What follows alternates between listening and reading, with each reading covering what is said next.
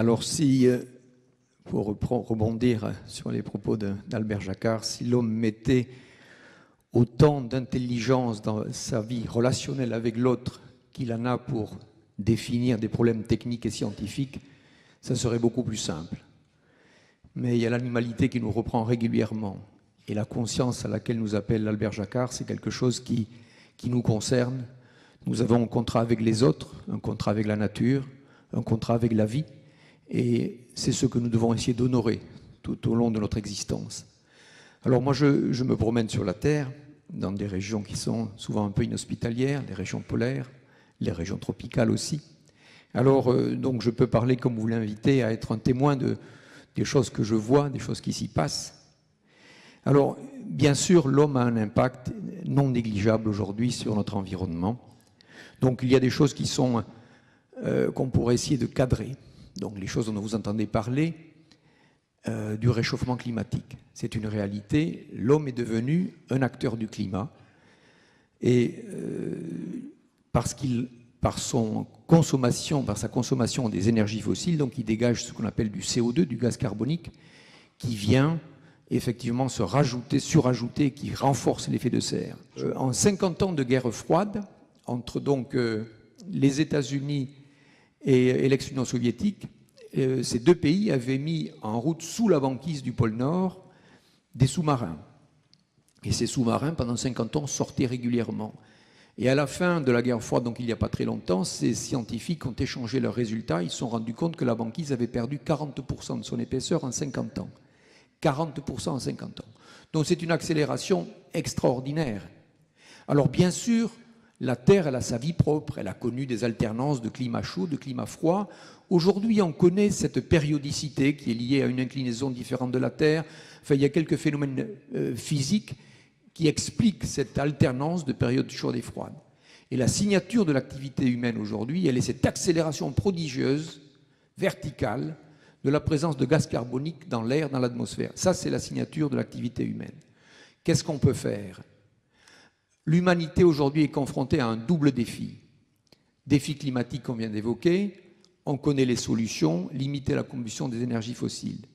Il y a des solutions et il y a matière pour des générations à venir à s'exciter et à s'enthousiasmer sur la recherche de nouvelles solutions. Parce qu'elles existent, elles demandent à être mises en œuvre.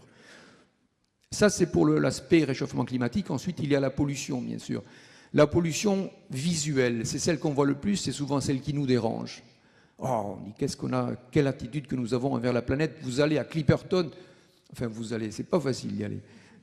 Vous y êtes allé. J'y étais il n'y a pas très longtemps. Vous arrivez sur Clipperton, donc c'est un nom britannique, mais c'est une île française à 1200 km au large du Mexique, dans le Pacifique. Pas un habitant, rien du tout, isolé totalement sur l'océan. Vous débarquez, pas facile de débarquer, vous arrivez là, c'est une couronne de déchets. Ah, tiens, il y a une photo. C'est ça. Ça, c'est Clipperton. Alors, et c'est pas un montage de photos, hein. On marche sur les matières plastiques qui sont échouées là. Je dis que la mer vomit notre irrespect. Sur cette petite île-là, nous avons ramassé sur la moitié de l'île 5 tonnes de déchets sur la moitié de l'île. Je suis très influencé par les images que je vois, j'avais envie de vous les commenter. Mais, regardez le public plutôt. Donc, une pollution visuelle qui n'a pas d'impact, si vous voulez, sur la vie des animaux qui sont là, sur la vie terrestre. Vous avez vu, il y a des crabes et beaucoup de fous. Les fous sont des oiseaux. C'est la plus grande colonie au monde de fous masqués.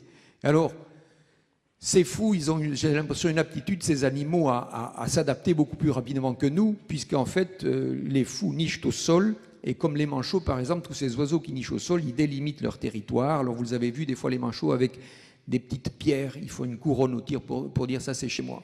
Alors, les tonnes, ils prennent une brosse à dents, un petit jouet, un morceau de cordage, et vous avez aujourd'hui des délimitations de nids qui sont faits avec ces outils-là qui arrivent. Bon, ils s'habitueront très très vite à revenir à des méthodes traditionnelles. Ça, c'est la pollution, on va dire, visible, qui n'a pas d'impact. Et puis, au pôle Nord, il y a une pollution beaucoup plus sournoise qui peut s'apparenter à celle que nous avons ici. Et là, ça commence à devenir dangereux. C'est, si vous faites, enfin, les scientifiques le font, des biopsies sur la peau, le muscle, le sang, le lait de la mère ours. On trouve des pesticides, des organochlorés, des métaux lourds.